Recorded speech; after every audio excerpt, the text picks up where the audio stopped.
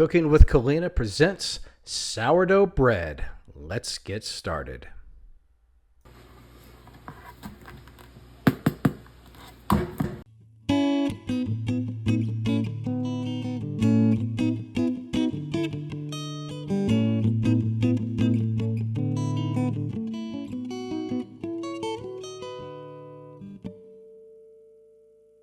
The funny thing about making this bread is we actually started this January of 2020, right before the world just went to hell in a handbasket with COVID, and you couldn't buy yeast. So we made a starter, and then we started to teach ourselves how to make bread. And right now, as you can see, I'm using what's called a Danish bread whisk. And we just mix the flour and the water together. You just want to mix it until it's incorporated, just like so. And when it's all mixed together, I like to take a bench scraper and get all the residue dough and kind of form it into a ball. And this is where the magic's going to happen. Now, we are not bakers. I am a chef. I've been a chef for over 20 years now, but I'm not a baker. So if I can make this bread, you can too. After 3 hours, the bread has what's called autolyze, which is basically where the flour absorbs maximum amount of the water. We're gonna add the sourdough. And if you want to know how to make sourdough, we made a video about that. Click the link below. And now we're gonna do what's called rhubarb method. And if I mispronounce that, comment down below and please let me know. Basically, I'm gonna take a wet hand, grab the dough, and viciously slap it up against the bowl, and the flour is going to pull with my hand. But when you do it in such a rapid motion like this, as you can see, the gluten is starting to develop and a ball is starting to form. And if you do this correctly, as I'm showing you, and this is going to take about 1-2 minutes, it should pull right off. So I'm going to wet that bowl, cover it with plastic wrap, and after about 15-20 minutes, we're going to go in with our salt. And we are going to repeat the process. So I just kind of fold the dough over the salt. And then here we go. The rhubarb method. And this kind of incorporates the salt into the dough so everything is mixed homogeneously. And you can kind of see how that ball is starting to form a little bit. And we're going to let that rest for about 30 minutes. And we're going to do what's called a lamination step. Now, when I make bread at home, I do not do the lamination step. So before, I like to do the rhubarb method one last time just to kind of get that gluten as strong as I can, even though it's going to be much, much stronger throughout this process. Make sure your hands are wet if you're going to do this process. And we're just going to kind of pull little by little into what looks like a triangle, if you will. This is a tricky step. Make sure your hands are either wet with water, or you can use a little olive oil. That works just as well. It's kind of fun to do this. I will let you know. So once we get this dough that's not the strongest to somewhat like a rectangle, we're gonna just fold it over just like this. And the gluten is nowhere near as strong as it's going to be, which is perfectly fine. That's the beauty of making dough. And here's the deal when I tell people when to make bread. The first couple of loaves are not going to come out perfectly ideal, but it's going to be pretty darn good. And so from here, make sure your hand is wet. We're going to take the bench scraper and you're just going to move it on the bottom side of the dough, and it's going to start to form a skin on top. Pushing down. See how it kind of clings to the table on the bench scraper and rolls over? That's what you're looking for. Do that a couple times. I say a couple times, but it's never enough because making bread is very relaxing and enjoyable. So once you've gotten your fix of moving that dough all up and down that table, go ahead and put it in a vessel.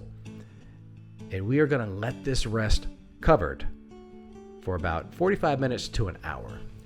And we are going to take our wet fingers and do our first fold. So we're going to fold it over. We're going to repeat over there. Turn the vessel, bottom side, and you're done. But again, I can't help myself, so I had to keep folding it and folding it. All you really need is 2 to 3 folds and you are done. But making bread it's relaxing, like I said. So we are going to go back in the bag, let it rest for another 45 minutes. And we are going to do our second fold. As you can see, I have some water on the table next to me. So I like to dip my fingers in there, and that really helps the dough not stick to your hands, which I strongly recommend. And you can see that now the dough is starting to develop a lot of strength in the gluten. And we're going to fold it over, and that's it. Once you do that, we are going to put it back in the bag. And if you have a plastic top that goes over it, that's fine too. You can use that. That's not a problem. This is our third fold.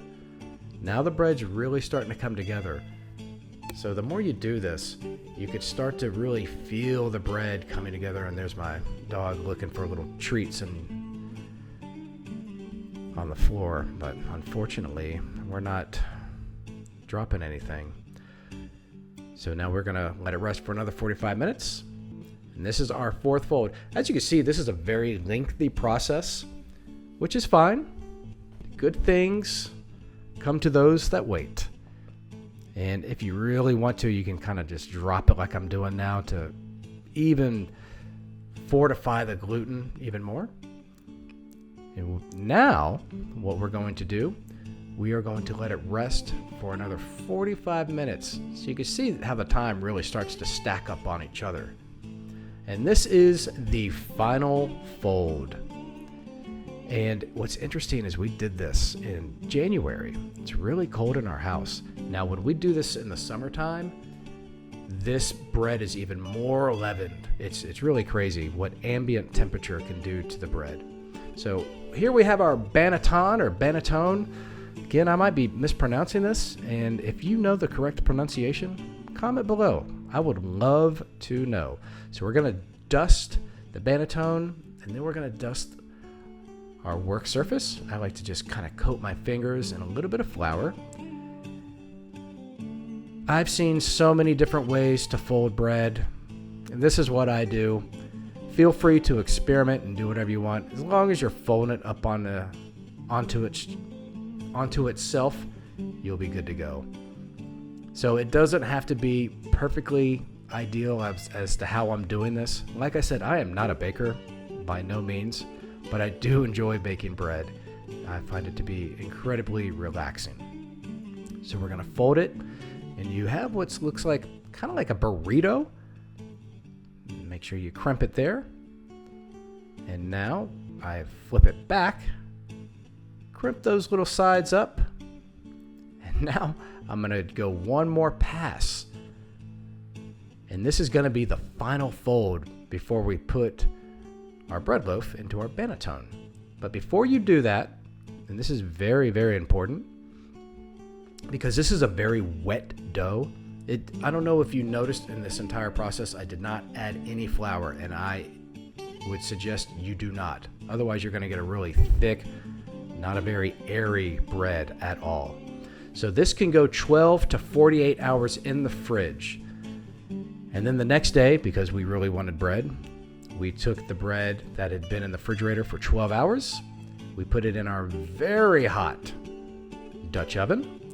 Carefully remove the banneton. You kind of see how it sticks a little bit. You are going to get that. So there are so many decorative ways you can score bread. I just like to go down the center and then a couple of marks on one side. And we're going to bake this at 460 degrees with the lid on.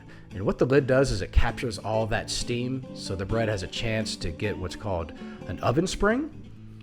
And then after that, we drop the temperature to 410 and we cook it for 40 minutes.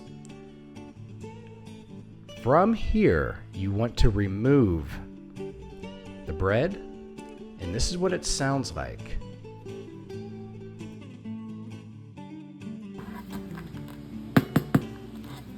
And here comes the moment of truth. This is the most exciting part of bread, is to see the crumb. Now, this is okay. I've made better loaves and I've made worse loaves. But I'm telling you, this is absolutely delicious, and we like it with none other than a little butter. We love showing you this video. We hope you give this bread recipe a try, and we will see you on the next one. Take care.